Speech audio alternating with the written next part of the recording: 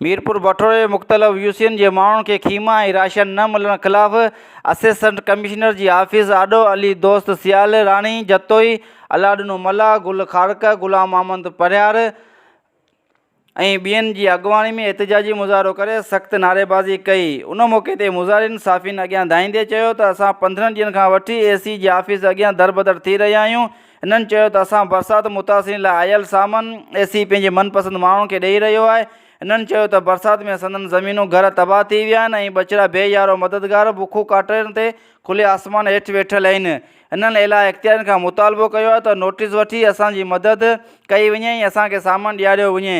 ॿिए तरफ़ assistant commissioner गुलाम हैदर ख़ासकेली सां राब्तो करण ते उन ॿुधायो त 2 ॾींहं अॻु रिलीफ कैंप जे मेंबरनि एजाज शाह शिराज़ी जी निगरानी में DC ऑफिस में मीटिंग थी, जंहिं में फ़ैसिलो कयो वियो त उम्दा सामान 60% MPI MNA खे मिलंदो, 40% सामान PP TLK सदरनि हवाले कयो वेंदो।